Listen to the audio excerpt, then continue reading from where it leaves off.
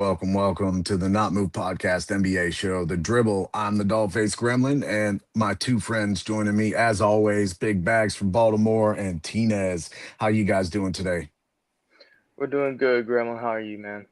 Doing great. Well, always good. Back for the dribble. Always glad to have you back. I know we missed you out on that last week with Joe's, but I'm glad we got the rotating cast that we do because with Tinez holding it down, I think we'll be able to bust out great shows every week, especially now that Bag is going to be here more often. We're going to be continuing this run. Guys, let's jump into it. Tinez, I know you want to get on top of the topics today of the return of Kate Cunningham. Yeah, I mean, around April, around April 8th against the Bucks, he actually just pulled a double double, which I think is very impressive. I think right now, especially with Cade coming back, I think it's gonna really change a lot of things. Hopefully, especially if he keeps this performance like he has been doing consistently. But honestly, if anything, I'm just really grateful for how he has been as far as this adversity, really coming back and still willing to put on performances like that. We don't see a lot of players that deal with injuries like that and then actually have become better from it. No, I agree. Bag, you got to watch a little bit of Cade's return. What did you think of his first game back? Overall, I was pretty impressed. Like Tina said, you come, especially from a collapsed lung. That's a very serious potential injury. Not only for your career but life threatening. It could really do some damage. So for him to come out and not press the issue, right? Because most guys, when they come back, they want to get back to right where they picked up, where they left off. He was in MVP contention. So, Right. coming back and wanting to get these last couple games under your belt and to try to squeeze back in at the last end of the season for that award, most guys would try to, put the pedal to the floor and do that. I'm glad he didn't. He stayed poised. He didn't rush or overexert himself. He played smart. He used his teammates, and his playmaking ability. I think he had what, 12 assists that game? Hmm. Yeah, you know what I mean? Got a dozen assists, bro. 10, 12 points as well. Yeah, I mean, solid defense. I was really impressed. Yeah, and slight he had 10 assists in that game, but still double double like you said, Bag. And he was doing it off of 54% shooting overall, off of 11 field goal attempts, 6 for 11, 25 minutes played too. So, it's not like he came in, played limited minutes. He was definitely working it out. Um What now was the with the points? he did have 13 points. You are correct Okay, on that's that. I had it Yeah. backwards. Okay, Okay. okay, gotcha. I know Yeah. everything was between 10 to 13. That's what I was like. Right. Okay. Yeah, and he did bring down 5 rebounds too. So that's nothing to be slouched at, especially given the position he plays. I'm excited for Cade. I do want to see him come back and play, but I think too, what the biggest thing was Jalen Duren didn't take a step back that game with Cade's return, and that's what they need. Facts. And is it JB Bickerstaff is the coach, right? Yeah. He you could see that he was so happy. He got his guy back, you know what I mean? He could put his regular rotation in, and like you said, he didn't have to step back and play limited minutes. And like I said, he didn't overexert himself and push it. At the same time, he was able to stay on the floor, be a general of his team, and help those guys out. So And I And think that's exactly what they need, especially for guys like him and even Asher Thompson. Is that his name, right? The other guard sorry, that's yeah, sorry, Thompson. Asar. I keep forgetting his first. I pronounce his first name, but Asar Thompson. I feel like him too. I feel like is another great piece that really needs a guy like Cade there, especially considering how he's really just a really good all around player. And I think especially with his role too. Yeah, I don't. Mm, they might make it out the East. I'm not gonna lie. If they keep it up the way they are, because they're a good group and they're young too. Yeah, and I'll tell you what, too, the person who is surprising me at the end of this season run is Duncan Robinson starting to light up a little bit. He's been getting slowly better for this team, probably because of his limited use, and he realizes that, they have a bench full of people who can elevate if he's not playing so well. But Duncan Robinson also had 20 points in that game in Cade's return. So I think Pistons, they've locked up that number one seed. It's all about who they're going to play in the bottom. And we'll see who wraps up after the play-in tournament at 7 and 8. Um, is there anything else you want to say about the Pistons there, Bag or Tinez?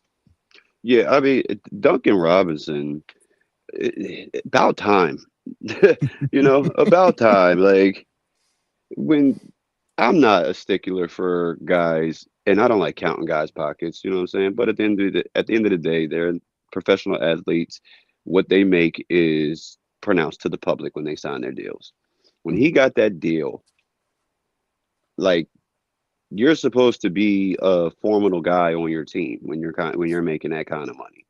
And the fact that you are a shooter, that is your job, and you can't do that on a like high efficiency clip on a nightly basis is a problem because your defense is nowhere that exists. And me and you've had this conversation, Gremlin, because we're in the older, generation and crew. We value defense. Basketball is played on both sides of the floor. You can't just be this great offensive player and that makes you better than another guy that puts up almost the same amount offensive production, but is a top 10 or top 12 defender at his position. It's not the same. No, it is not the same. And I think that's one of the reasons why I've liked Duran's play since Cade was out is not only was he increasing the offensive production, but I thought he was locking it down better on the defensive end, like you're talking about, Bag. I think Duran is kind of showing that, hey guys, I might be more than just a number two for this team. That's my opinion on him, given the way he's stepped up this year. Um, Dean, has anything else you want to talk about the Pistons before we go to our next topic? No, sir. How do you All are feel good. if your Cavaliers end up playing the Pistons in the playoffs? I mean, honestly, it was what was expected. I honestly thought it was going to be between us or honestly Toronto. Which I mean, I think we are right now facing still Toronto in the first round, right? As of right now, yeah, the 4 or 5 seed, you have home court advantage. It looks like that's the way it's going to stay. It's pretty much the top two are locked in. It looks like there's 2 games left, basically almost for everybody. Mm. But Pistons and Celtics are pretty much locked in, and it's you and the Knicks could swap places, but it's looking like See, you that's guys are what going to I be thought sitting at the was four gonna seed. happen. That's what I really thought was gonna happen. Because honestly, I thought what I thought was gonna happen was I thought the Pistons were gonna drop considering the loss of Cade Cunningham. But wrong. It Well, happens. It I think happens. I, I think the Knicks might be in for a little more of a battle with the Hawks than Knicks fans expect. But we can have that conversation when our boy Bando comes back on. Um, now, I know Tinez that we had some injury issues coming up for the 76ers. The same name that we always see coming up, Mr. Embiid. There, he seems to be going in and out of the lineup a little bit more lately. What are you thinking on Joel Embiid heading into the playoffs? I mean, it's not looking good for him. I mean, I don't know if you guys really know, but right now he's already getting another surgery. Yep. Um, I don't know how you pronounce the word, but what is it called again? Apparaticus? Appendix, Appendix. yeah, appendicitis or something like that. Yeah, I know how you pronounce the word, but I'm just like at this point, I don't really know what to really think of Joel Embiid because I've said it once, I say it again. We see this guy get about less than a 60% game sample size every year, and we expect him to be a elite and great player. Skillfully wise, yes, but career wise, um, yeah, that's I, just how I I feel right now. Bag, I'm sure you're with me. I struggle with Joel. Like I love what I see when he does play, but availability is the best ability, isn't it? Absolutely. Absolutely. And I mean, I'm not surprised. And I hate to say it, like, you got to remember, he was drafted in 2014, right? He didn't hit the floor for the Philadelphia 76ers until what, 2016? Right.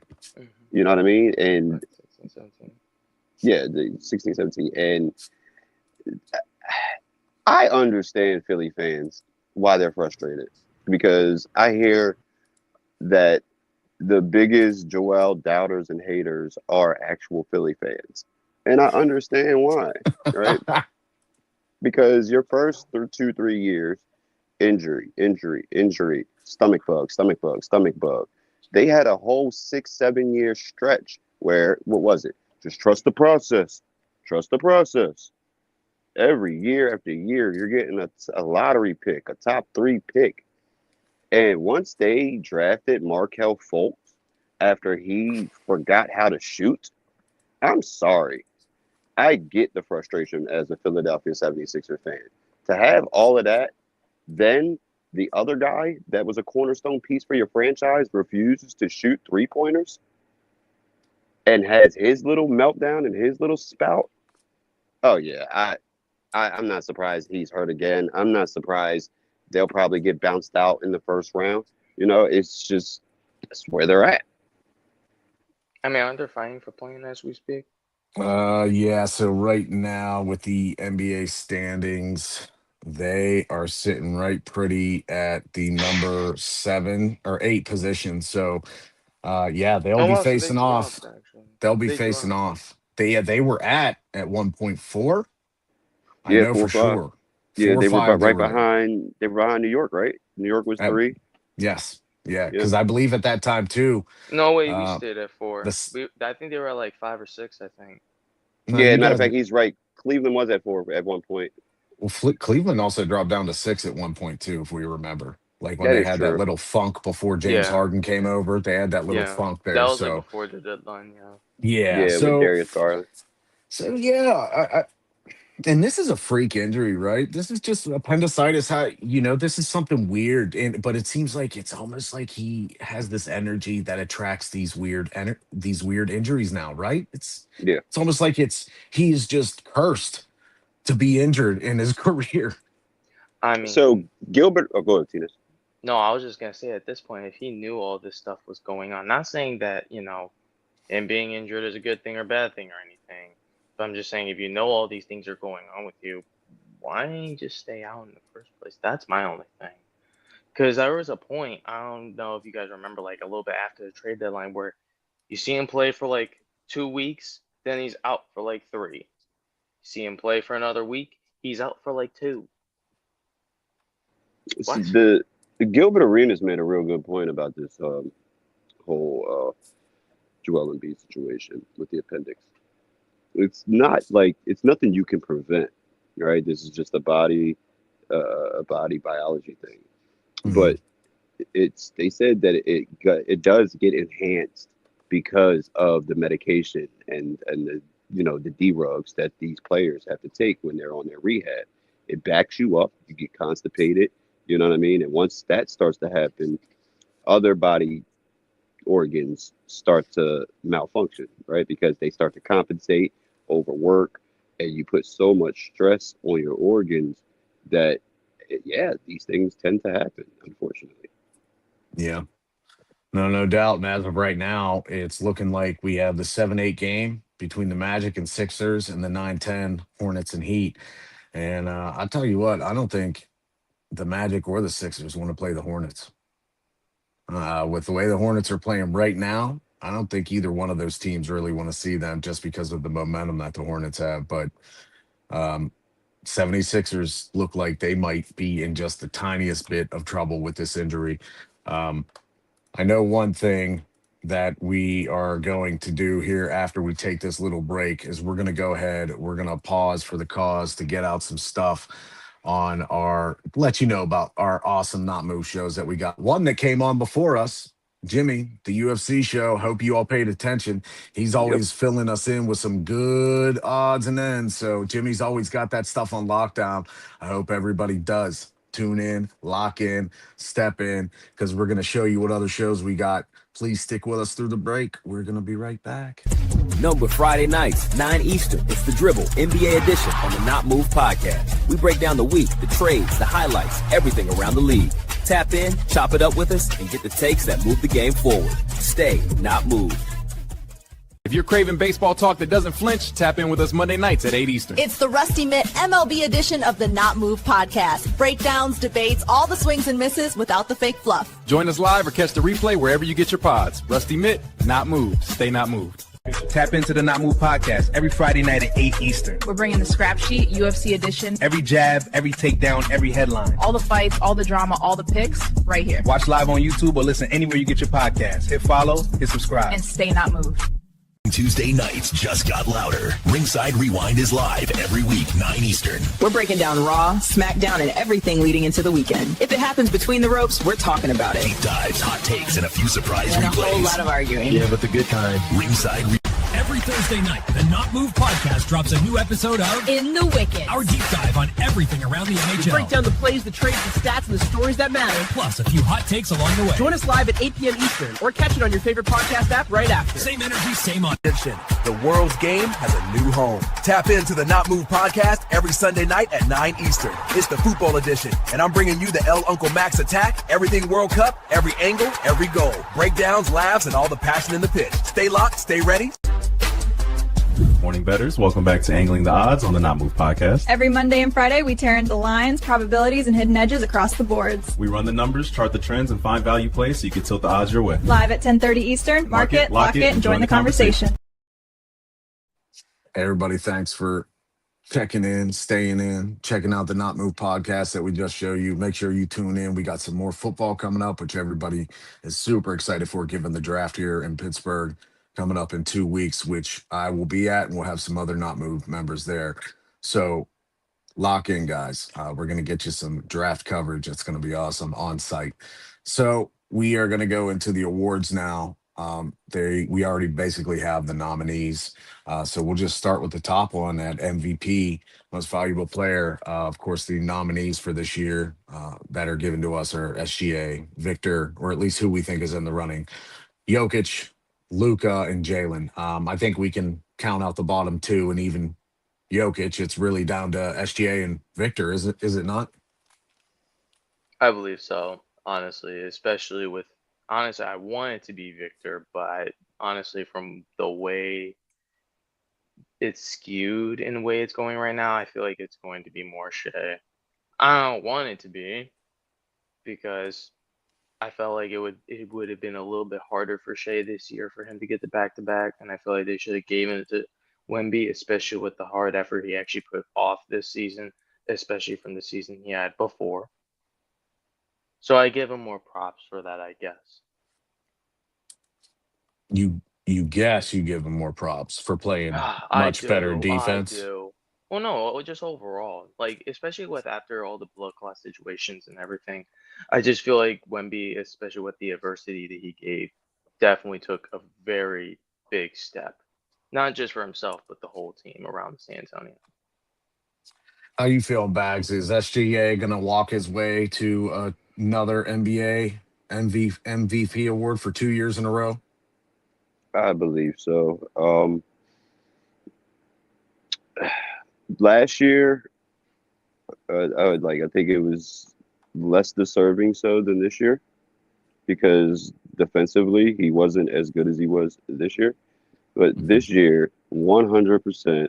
Last I checked, when I did it last week, the rankings for Wemby and SGA.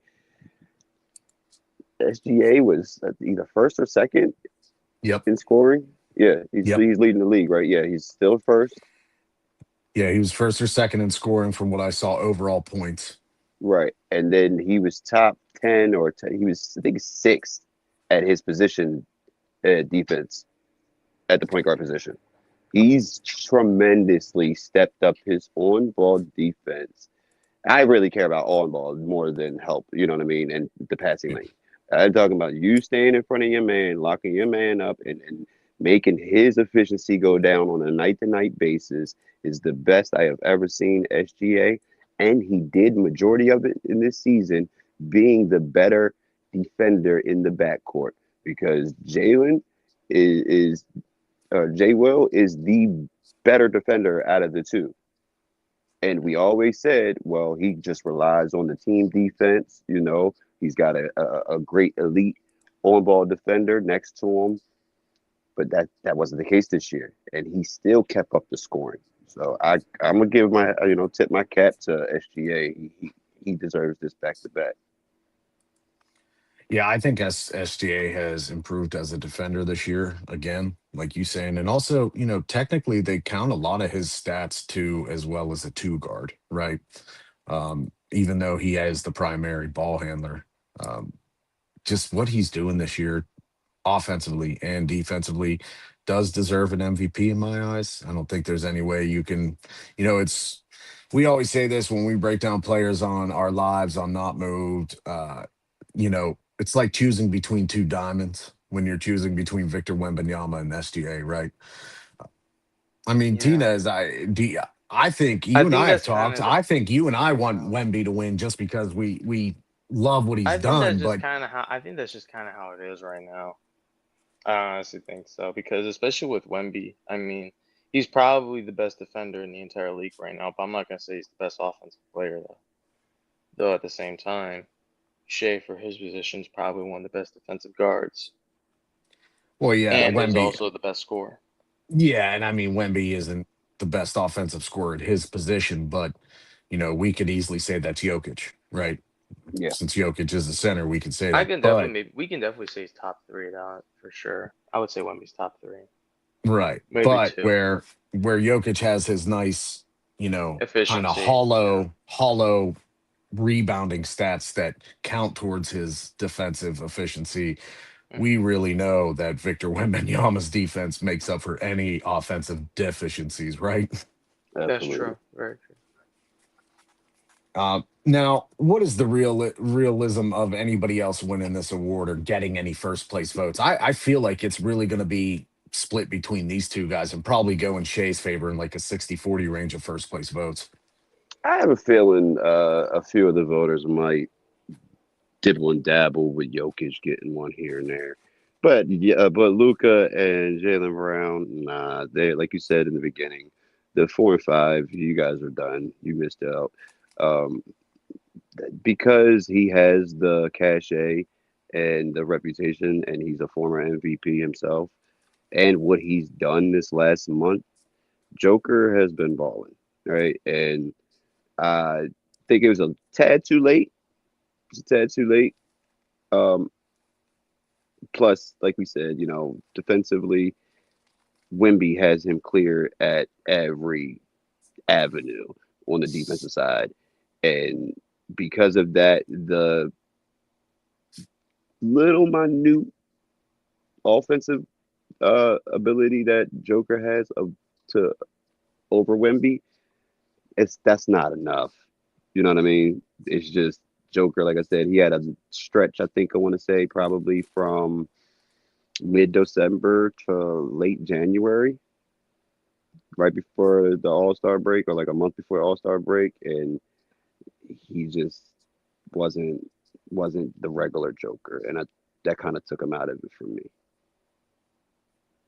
Yeah, I don't want to be a stat merchant, but one stat that I think stands out to me when you look at Jokic and Wemby, besides the points that Jokic has, it's not far off. He's only averaging like 3 more points than Wemby a game, and the total rebounds he's only averaging like 1.5 maybe. The blocks from Wemby at 3.1 a game, that is insane to me, as well as 1 steal. Now, Joker has 1 steal a game too, but Wemby's also better with the turnovers. He doesn't turn the ball over as much as Joker. That's one thing that has completely jumped out to me when you watch both of them. He's a lot more careful with the ball. What's Joker's block per game? I don't even think he's at 1. Is he? He's like 0.8, 0.9? Yeah, he's at 0.8 right now. The only thing that really got Joker for any defensive metrics is his total rebounds and defensive rebounds, because he's averaging that triple double right now with the 10.9 assists and the 12 total rebounds, 10 of those being defensive. Right. Okay. So Now, Tinez, did you really think that Luca might have had a shot if he wouldn't have finished the season being hurt?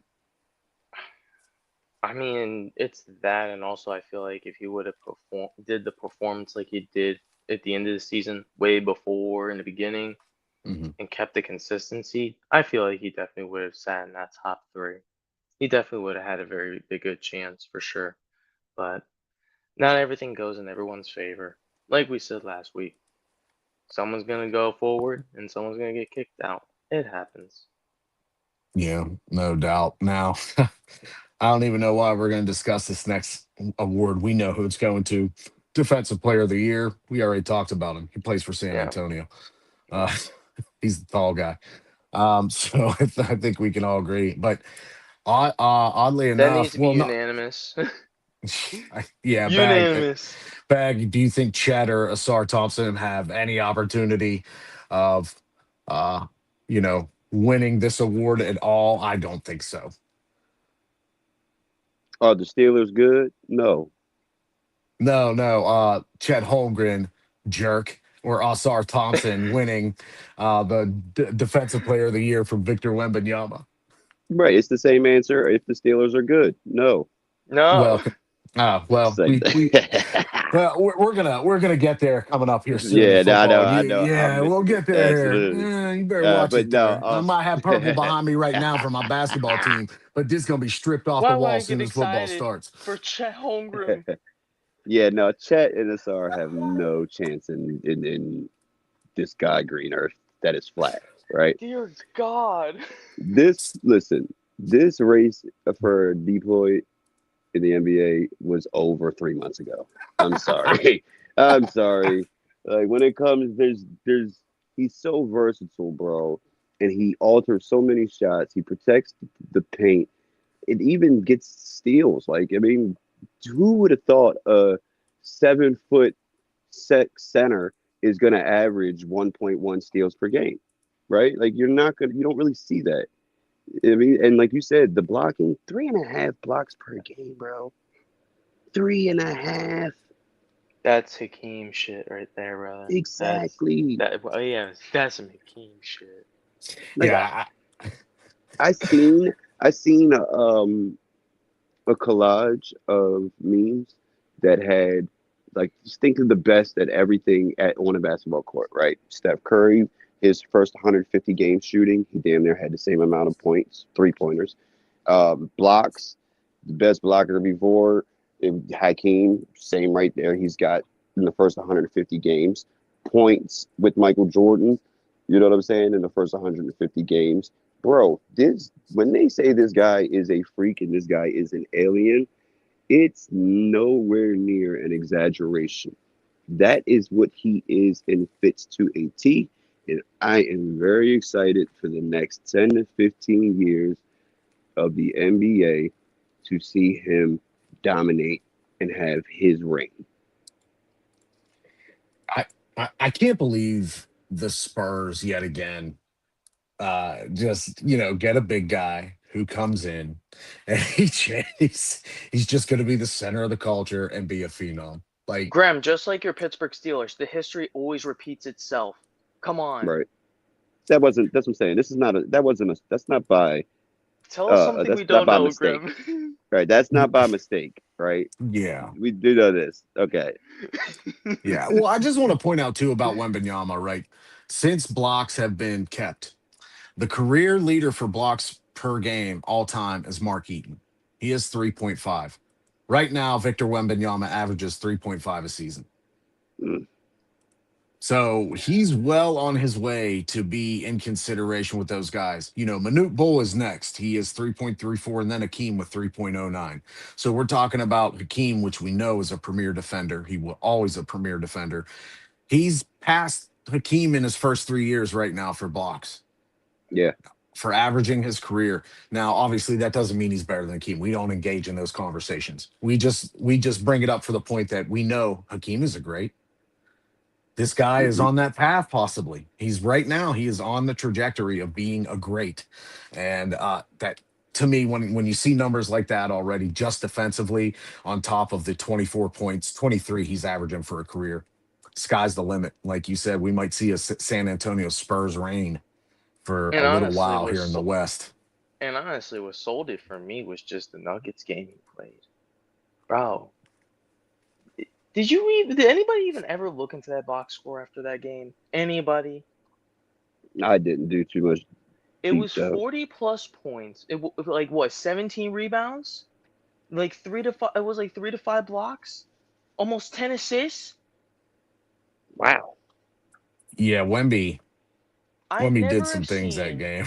a big man put up a 40 ball with almost 20. That's no. And they still lost in overtime, which is the crazy thing. He had a 40-point triple-double? No. So I'm thinking He of a almost different did. game because the game in overtime they just lost recently to the Nuggets on April 4th. Uh, they lost in overtime by 2 points, right? But Wemby's putting up in 40 minutes, 34 points, 18 rebounds, 7 Yeah, that's assists, the one. 5 blocks, 1 That's the one. steal, 1 turnover, +4 on plus minus. Dude is putting up 35, 40 ball games and is putting up almost Wilt Chamberlain numbers. And here's the 15 plus beautiful thing rebounds. about him is he makes his free throws as well. Yes. He Efficiently, makes too. his yes, that game against the Nuggets, he was 16 of 17 from the line. And that's another thing they got to watch out for. His free throw attempts are going up There's no every year. Every year. Is that 94%? Right 93? now, this year, he is shooting right around 82, 83% for free throws. That was about a 16-17 Diabolical. game. Oh, 16, 17 game. Yep. That's a diabolical. Yeah, it's Like, 93, 92%. Yeah, he's just so good, and it's exciting to watch him. Now, let's talk about. We didn't get to talk about this with you, Bag, so we got to bring it up now. The Rookie of the Year race. Okay. Now, me, obviously, I'm rooting for my man Khan. I think Khan has done a great job over the course of the whole season. And but many feel that 50-point game that Cooper Flag recently put up really is pushing them towards putting him, and given, he's drafted #1 overall. So Bag, who do you think's going to win Rookie of the Year? Hey, man, we on the same team with this one, shorty. I'm trying to tell you. That boy Kneppel should definitely be Rookie of the Year. The reason being for me, Yeah, him being the third option. Yeah, unanimous. Yeah, I'm with sticking that. with the vote too. Yeah, We're I'm with keeping that this one because unanimous. facts. Because him being the third option, averaging almost 20 points a game, right? Shooting efficiently, averaging 3.4 3-pointers a game, right? Is what he's making. Klay Thompson. He gets limited shots, right? I think you could double check me. I want to say he's averaging about 11, 12 field goal attempts per game, something like that. Probably Maybe Klay 13 Thompson's this cousin, year, brother. surprisingly. 13. His shot attempts have increased obviously since the And he's All-Star break. fucking efficient at this shit too. I mean, he's Okay. practically almost doing a 50-40. Yeah, 50-40-90. That's what it is. Yeah, Okay. right now he's 43% I've never from seen a 3. rookie do. I've never seen a rookie do that. Never. I don't think I've ever. When was the last time a rookie's done that? Has a rookie ever done that? I don't think they have. Yeah, I don't think a rookie's ever have. That's the 50-40. diabolical. I'm sorry, but I've been trying to figure it out. That's diabolical. They need to do that. But my reason for being that the main reason, like I said, he's a third option. He's averaging 13 shots per game, 3.5 threes per game. He's averaging almost 20 points per game. Then he's not a bad defender. You know what I mean? He's average for his size and his position, But on the other side with Cooper Flag, like what he's done is impressive. I'm not going to deny, right? But it's 20. He's at 21 points per game. It's only 2 points more, and if I'm not mistaken, he's averaging anywhere from 16 to 19 field goals a game. Like he gets to take all the shots that he wants because he's their franchise guy. He was the #1 pick, and they are rocking with you to be their guy and take them to the future. That's not Kneppel's role. Kneppel is in the third option on not a bottom team now. They're on the way up, but they were a bad team the last couple of years. Nobody thinks that the Charlotte Hornets are going to be predominant playoff perennial teams. But guess what? Because they got their guy at a third option who is consistent, efficient, and picked it up quickly as a rookie, sky is the limit. So I got to give it to my man Knipple off rip. Yeah, Knipple, I'm just going to read you some of the basic stats for him right now, just because I think they do need to be noticed. 18.7 points per game, 5.3 rebounds, 3.4 assists, zero point 0.2 blocks, oddly enough, on 31 minutes a game. So he's playing 31 meaningful minutes a game, mind you. It's not just trash, garbage time minutes like a lot of these rookies. Like, I'm sorry, VJ Edgecombe, you don't move me, brother. Since the All-Star break, right now, your team, it's because of your team, man. And I hope you get out of that situation, VJ. You and Maxi. I feel bad for you, but Say that again. yeah, I like VJ. I just think he's in the wrong team, and that's a conversation we can have after this because he is number 3 on this list, by the way, for Rookie of the Year voting, which rightfully so. He's very promising. That was my dark horse Rookie of the Year. Yeah, I can see why. He's putting up great numbers. VJ is doing a good job as well. But Bag, you nailed it, man. Cooper, he's the predominant force on this team. He's getting, majority of the action because let's put this into perspective. Yes, he put that 51 up, right? That was against Orlando. Orlando's in a weird spot right now, though, aren't they? Orlando, it's not. I don't want to. I'm not trying to talk bad on them because they're still in a playoff spot, but they won 4, but then they came off of losing 6 in a row after winning 4 in a row. So they are a very up and down team. But then Cooper goes and puts 45 on the Lakers with, I believe that was the game without Luka, wasn't it? Afterwards on the 5th, April 5th. Yes. And then he puts, and here's where I see the differences, like you're talking about. The Clippers, you can see they focused on him, 25 points. And then Phoenix, this one really got me, 11 points. Phoenix really snuffed him out that game.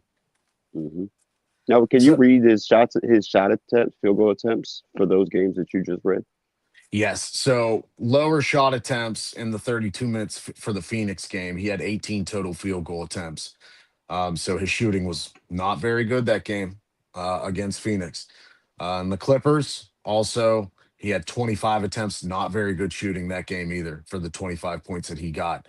Now the thing I will say, I do want to give him his props for that Phoenix game because he was better defensively that game, even though they lost. It doesn't show it, but he's pulling in 10 rebounds, giving you a block, giving you a steal. He's contributing to the other, to 6 assists to the team as well.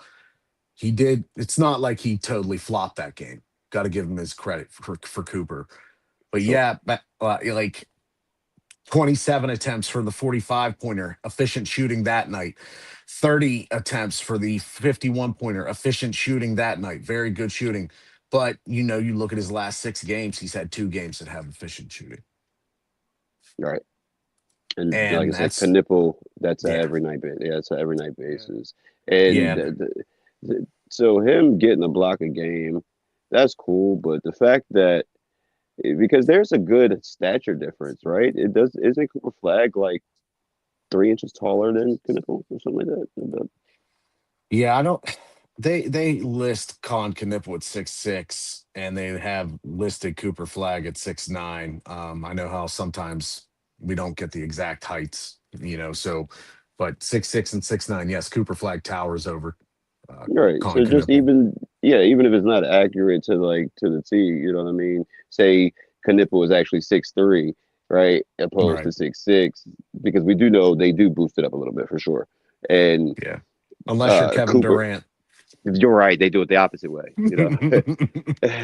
But yeah, then you got Cooper Flag standing anywhere between 6'6", 6'7". The fact that Knipple is averaging, you said what, 2.3, 2.2 blocks? Yeah, right now Knipple is averaging. No, it's 0.2 blocks a game. 0.2 blocks. Yeah, Okay. yeah. And it's not like Cooper's any much better. It's 0.9 a game. So those two are kind of it's similar. Okay, to get that. Okay, so I misheard you. That's all right because I thought you said he was averaging 2.2 and Cooper Flag was averaging 1. I'm like, wow, he's got him doubled up on blocks at being such a smaller stature. That's why it kind of baffled me for a second. Yeah, and Khan's shooting percentages are just nice across the board. His effective field goal percentage is 60%. 2 point is 54, 55 basically. And his 3 point percentage is 42, 43%. And this is on, at higher volume than some of these other rookies. What's his true shooting percentage? Let me find out real quick.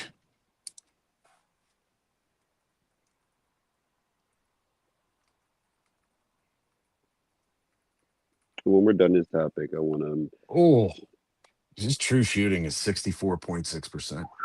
Let's go, good nibble. And see, I think that's the Wow. difference right there. Because honestly, Let's when you go. look at these two players, man, I mean, you got to value the efficiency so much more. Even though he's a third option on that team, but he's doing what he's doing with high efficiency. Plus, on top of that, I think they couldn't do what they could do without him No, they could at not. all. I don't think the Nope. Hornets could be in the position they are right now without him. And I think that's probably going to be the difference. Yeah, because Bridges was their third guy, right? Yes. And Knipple just said, "Nah, that's my spot, big dog. You gotta, And when that fight would happen when they played Detroit and Isaiah Stewart, like I knew right there that he was not getting those minutes back. Like he was already starting to lose some. He was already starting to lose some, right?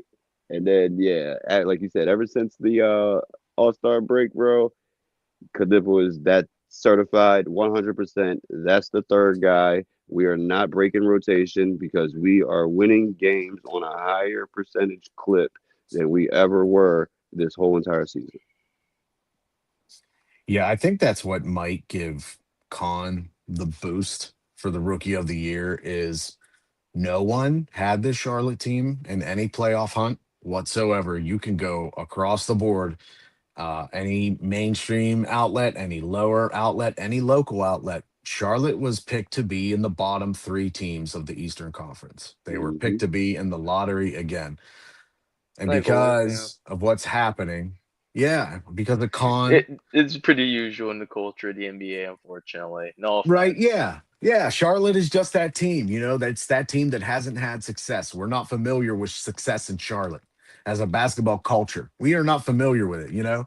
That's why we tend to latch on to the Larry Johnson era so much because that's really when they had a big name for themselves. And big names. Charles Lee has done a good job with this team. He's gotten through to LaMelo Ball.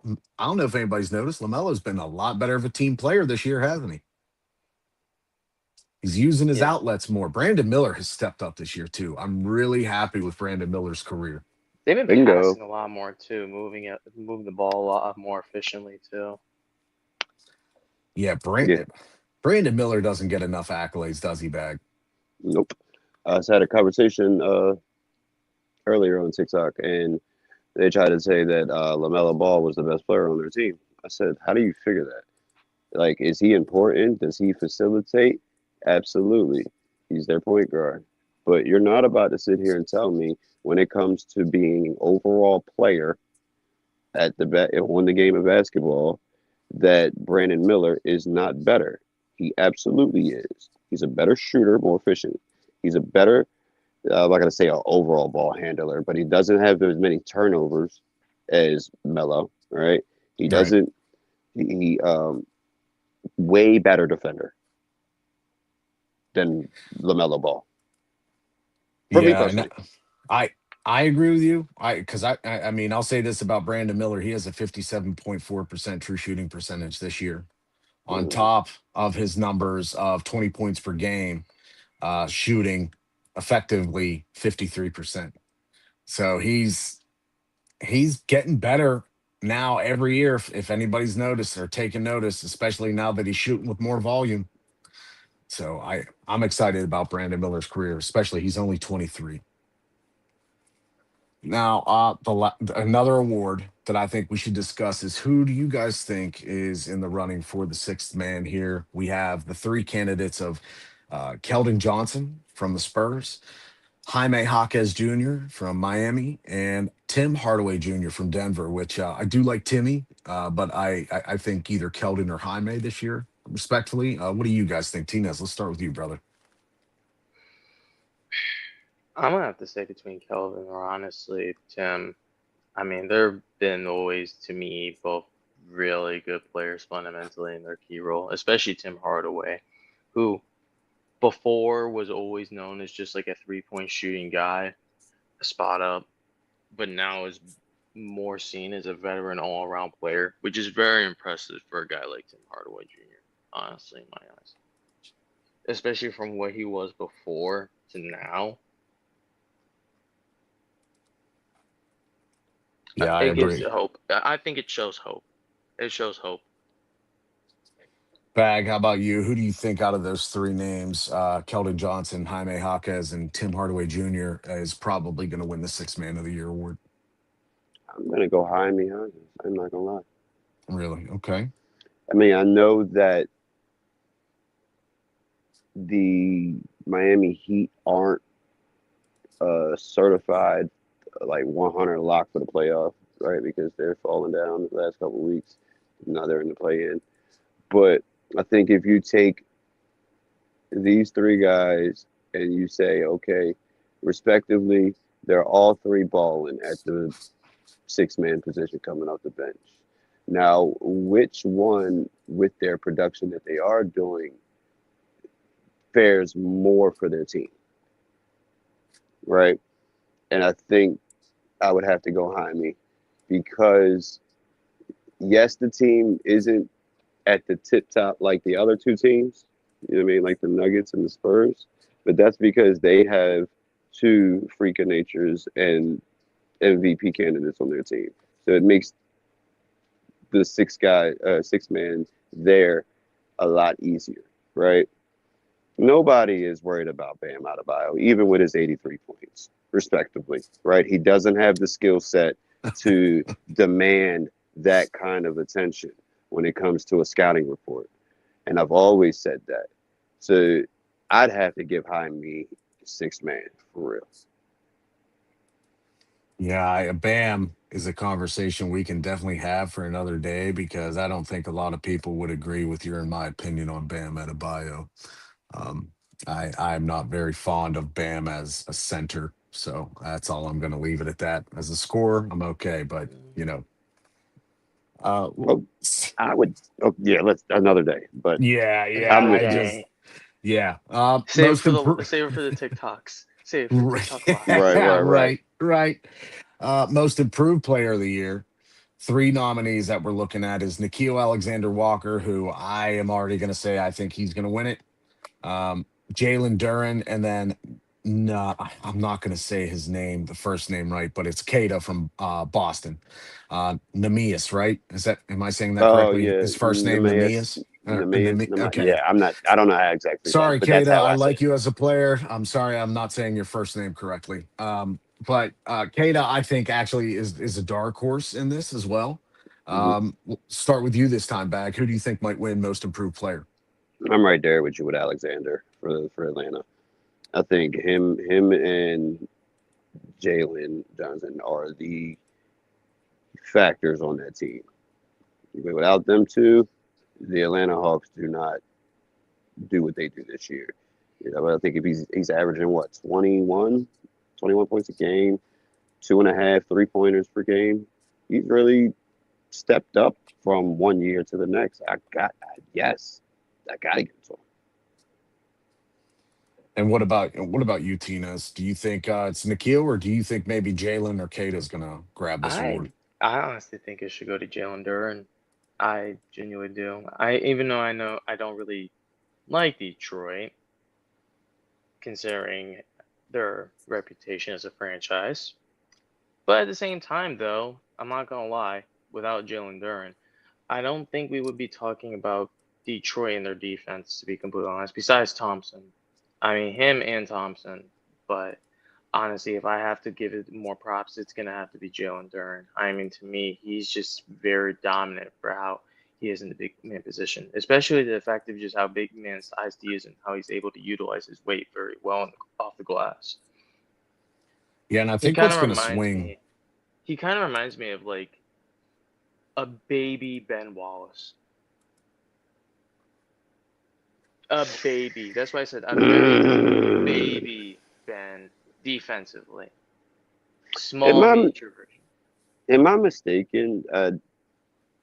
I thought he became the starter about like about a month and Last a half year. ago. I think athletically he Okay, has the potential just to making I would sure. be even that say he tall. became the starter last year, to be perfectly Last year, honest. Yeah, because like Isaiah Stewart wasn't playing over him. Yeah. yeah, that Isaiah is true. Stewart's been coming off the bench for the last 2 years, and so Jalen Duren took over. That That's is You why know, I true. said he's Yeah, and it's yeah. not like Paul Reed's coming off the bench that much for Jalen.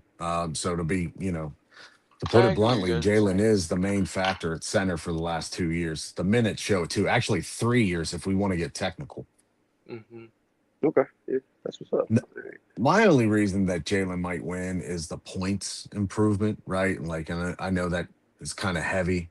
Yeah, that takes heavy accountability for some of these awards, right? Because last year in more games played, he's scoring 11.8. This year in less games played, he's averaging 19.5. But the shooting, for the most part, across the board is slightly less, except his free throws, right? So in less sample size this year, he's actually shooting less, but on more attempts. That's the caveat.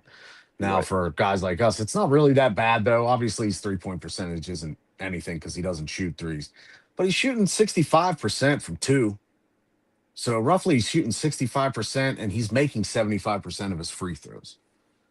That's a So, good number. That's a good number yeah, for a big for man. yeah, for a guy, for a center, Hmm. especially on Detroit Pistons, that's what they need. I'm cool with the 65. You know what I mean? Like, but I understand when it comes to interior, that's about the average for bigs. You know what I mean? Every 10 shots, you should be making six of them because how close you are. Right? I mean, if you told me it was 72, whew, yeah, that let's get it. That's out the world for a five. You know what I mean? But we do got to take into the context that within today's game, a lot of guys are, being pulled away from the basket just ideology wise. So I don't want to have to I have to kind of change that criteria when it comes to the five position in more modern time now. So, yeah, 65 is pretty fun. It's pretty damn good. So I want to bring up Kada real brief because I do want to give him his flowers because quietly he has been in the league 5 years. Unless you're an NBA fan or a Boston fan, or Sacramento, probably didn't know much about Kada. Um, Last 2 years, especially, Boston has been using him a lot more. Now, I am not a Boston fan. I will never be a Boston fan. I don't like the Celtics. But I do want to give him props because he has managed to fit into this Joe Mazzulla system where they need him to be a big man after what? They decided to go get Vucevic and they let Kristaps go. So congrats to Kada for stepping in and filling that role. 10.3 points a game. He's only getting 25 minutes on the court, but he's shooting 70% from free throw. He's only getting about two free throws a game. So he's not utilizing, they're not giving him the ball a whole heck of a lot down below. But when he is getting the ball, he's doing a good job with it. But his defense has improved. I think you'll agree with me on that, Bag. His defense has improved a lot. Yeah, absolutely. I mean, and like you said, 25 minutes and you're averaging what I think 8.5 rebounds per game. It's pretty good. Like you said, solid defense. Not a lot of free throws, but the numbers are the number, 70 something percent. I think if they could utilize him more in the pick and roll, right, and hit him dive into the basket just two or three times a game as well, that'll open his confidence up a lot more because you're giving him more touches. It's not just get it off the glass, big guy, and get a putback, right? When you treat your big guys like that, they don't have a lot of enthusiasm to do everything else that you need them to do as a big. Me, I love feeding my bigs when I play basketball, right? That was because that's my guy. I'm bringing you up, set this pick. You know what I mean? We gonna get this motion. Got my cutter. If the cutter's there, I'm hitting that first. If not, after you dive to the basket, I'm looking for my big. So I'm gonna feed you, big dog. Get it up. Now, Tinez, I know you had some comments about Jason Tatum last time we were talking. So I want to see how you're feeling about Jason Tatum now, since he's had more time on the court and he's had more, playing. He's had more time to acclimate with his teammates this year after being injured. What are you seeing now after having a week of separation? I mean, I can't say he's consistent. I can say he's doing better. That's for sure. I can't say it's consistent, but I could definitely say he's doing better. I could definitely see that they're right now starting to become much more cohesive with everything, especially with the scheme that's going on right now for Boston. I'm just more worried about how things are going to look for him during the playoffs, especially with how the impact and how the game is going to be played is going to be much more favored in him getting targeted because he's a star player and because he's in a vulnerable position. Well, speaking to that, the last game, the Knicks, they lost that game against the Knicks. Tatum did not look very good. Um, he looked like you could tell the Knicks were focusing in on him, making him pay. He still managed to get 24 points and 13 rebounds. I think that's where I'm happy with Tatum is I'm noticing that he's not afraid to go get rebounds and he's Right. he's getting in there. Like I have to give him credit for that. Maybe the scoring isn't as No, I consistent agree. right now. Right, Yeah, I but agree. It's just about buying in. Like he's genuinely trying to buy in and actually get involved in there. I definitely agree. I think where it's gonna like we and you are saying, I think it's gonna go more into okay, what's gonna happen when it's going to the stakes and the wires of things down in the postseason. I well, think that's Bag, where people are more looking into. yeah, and Bag, he still looks pretty good so far coming in the league, but you can tell, like Tinez and I were talking last week. Tinez was pointing out so far just in his return, obviously from Achilles. Just he's finding his groove with Boston. He's trying to get back into the groove of things, but I think more importantly, I think Jalen's trying to get back in the groove of things with him being there. Exactly. Because remember, a couple of weeks ago, when we were here, we did talk about that, and I brought that up. I said that this is why, this is what I was afraid of, and I agree with you guys. He is looking better now, as a few weeks as it went by, and I right there with you. I'm glad that he's getting in the nitty gritty in the paint. He's not shying away from it, from the physicality, and playing scared coming back from the Achilles. But here's my issue. Two things. You just brought them up. If I'm not mistaken, that New York Knicks game, Jaylen Brown was out, right? Yes, they sat him so that they could give Tatum some leash. Exactly. So you are, and I understand this late in the season, we're not really fighting for seed anymore. You know what I mean? Everything's pretty much, the top four are pretty much set in stone. You Locked know what I in. mean? Right. But the thing is that you are forcing a guy who's coming off of severe surgery and injury within a less than a calendar year. Yes, he's looking better, but now this is the issue that I have. What if by you doing that, he won't really? This is wherever he gets to coming back from the surgery physically is where he stays, right? Because we know the body does break down, and Jason Tatum and Jaylen Brown have a lot of tread on their tires because they have made deep playoff runs since the get-go, from hello, the year that they walked in pretty much. I'm not a fan of making these kind of risky decisions right before the playoffs. You just had Jaylen Brown balling, and because you inserted Jason Tatum, that's kind of the biggest reason why Jaylen Brown fell out of the MVP race, right? If I'm going to make a decision like that, I have to know 100% as soon as I enter Jason Tatum into the rotation, we're going to be able to pick things back up right where we left off when he was here. Like that, I know he's 100% healthy. I don't have to slowly work him in because the momentum and the gel of the team was better throughout the year with just Jaylen Brown and everybody else, right? Sam Hauser was balling. Derek White was getting 16 points per game, 4 or 5 assists per Pritchard. game. Pritchard was averaging, a good 13 Hell, points even game. Anthony Simons after the trade. Yeah. And it's now, if that, say you get into the second round, right? And because Jason Tatum's not a fully 100%, he has 2 off games in the first 3 games, right? And you're down 2-1, 3-0. Now you just put yourself behind the 8 ball voluntarily instead of just riding it out. Even though I understand he's a cornerstone, he's your franchise guy, but that's even more reason for you to play it safe, right? And make sure that you have him as your long-term investment that you paid him like. It's risky. I'm glad to see that he's getting better.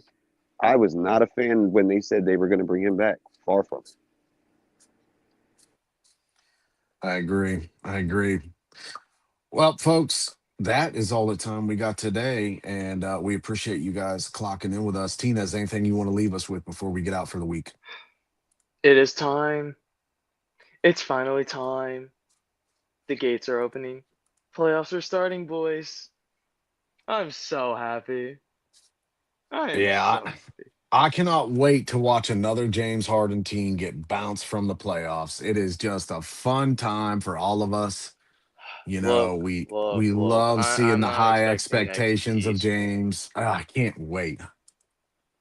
Don't you face the Knicks? Don't you guys possibly face the Knicks in the first round? Yeah, we're gonna no. If the Hornets make it, they're gonna face the Pistons in the first round. That's even If worse. yeah, I actually like the Pistons matchup better than a matchup against the Celtics or the Knicks. Wow. Okay. I do. I think both two young teams. That's why. There's a different Pistons are a conversation. young team. They don't have anybody who has proven themselves in the playoffs yet. Neither do the Hornets. So could see two young teams battle it out. I don't think the Pistons would lose, mind you. I'm just trying to have some No, positivity around. I get what you mean. I get what you mean. How about you, Bag? Anything you want to leave us with? I'm right there with you. I think, with if you did play the Pistons, I gave you guys a good little shot just because of how Kate Cunningham's unfortunate injury kind of slowed them up. Well, not really slowed them up as a team, but now he's got to do the same thing we were just talking about with Jason Tatum, right? Like he did the other night. He's got to slowly work himself in. He can't overexert, rush it back. So I think that's a positive for Charlotte. And, like I said, Knipple's my Rookie of the Year favorite. So I'm rocking with him. If they can get in there, win a playoff series or two, get some playoff experience under their belt, being together for the young core that they have, man. We just seen that happen with OKC a couple years ago, right? They went from being 8th seed, getting bounced out in the first round. The following season, they were the #1 seed. Like that's a good jump. So I'm kind of excited to see what they can do with this playoff experience going into next year. Yeah, I'm excited. I feel like the Hornets now, they see their core. They got it with our boy Brandon Miller. They finally saw that revelation come through in the second year. And yeah, it's only upwards here. But one thing I do want to say, guys, is pay attention to what's going on with Not Moved. You're going to see a lot more of Tinez, Bags, Coach, and myself doing football coming up here soon because we are covering the AFC North as always. Got the two Baltimore fans next to me here, and of course, me and Coach representing the Steelers. We don't like any of those other orange teams, so don't worry about them because we never do. But we will be covering football for the AFC North with the three gentlemen right here, and of course, Coach Common. Please make sure to check out all of our shows. We got In the Wickets, which I do with my boy A Train, and Southgate on Thursdays at 8 p.m. We got a nice rotating cast. Bro was just on, and Bro's got some great stuff coming out with the debates, as we are the original debate podcast here. So we also have our friends at No Ma'am who are getting back in the groove of things where Bro comes from. And we have also JB's going to be starting football up. Pay attention to his lives on TikTok. He's got some interesting talking points, comparisons, football, basketball, NHL. Bag is also on there. Bag's going to be joining us a lot more here on the Dribble as well with his vast NBA knowledge. Is there anything else, guys, before we hop on out of here and wish you well for the next week? No, sir. All is Yeah, good. All is appreciate y'all good. sliding through for the Not Move podcast dribble. So when you see us on TikTok and you see that pink ring around that icon, tap on in, slide in. Make sure you tap the screen, share it live. Let's get it popping. It's Not Moved. Not Move, guys. We'll see you next week. This non-casual podcast may not be reproduced, retransmitted, or reused without the authorized written consent of the Not Move Podcast Network. Thank you, and we hope you enjoyed today's broadcast.